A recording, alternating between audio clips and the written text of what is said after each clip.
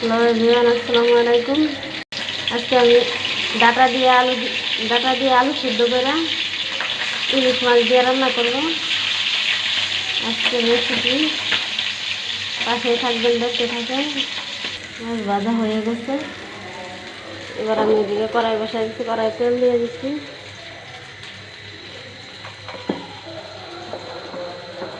এখন আমি এই জায়গায় পেস্ট কিছু করে রাখছি, পেস্টগুলো দিয়ে দেবো।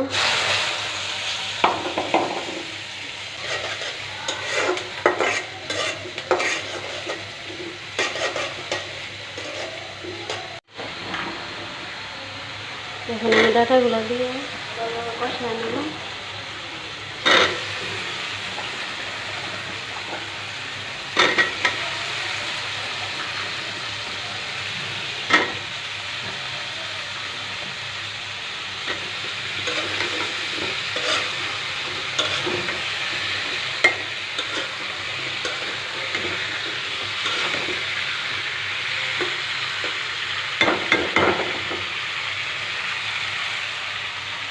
আমি এখন চুলা রাস্তা মিডিয়াম করে দেব। আবারও রেখে দিলাম 5 মিনিটের জন্য। আমার তরকারি কষানো প্রায় শেষ। ডাটাগুলো দেখতে পাচ্ছেন, উপর দিয়ে তেল বেশি গেছে। এখন আমি সিদ্ধ করা আলুগুলো রেখে দিয়ে দেব।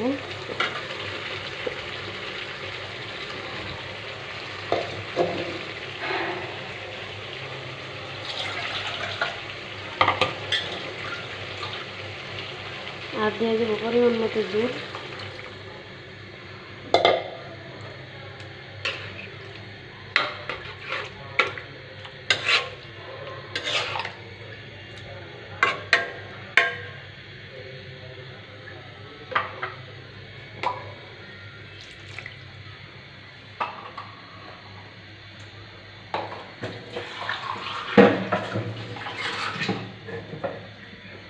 পরিমাণ মতো জল দিয়ে দিলাম।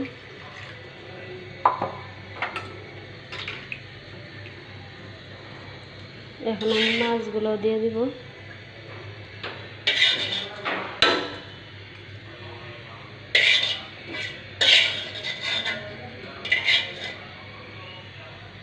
মাছগুলো আগে থেকে আমি ভেজে রেখেছি।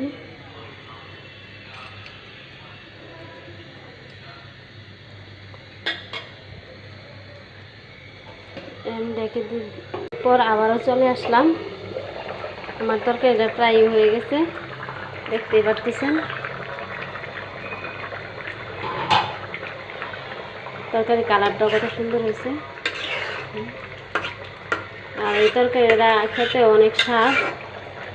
একবার অবশ্যই ঘরে রান্না করে খাইবেন।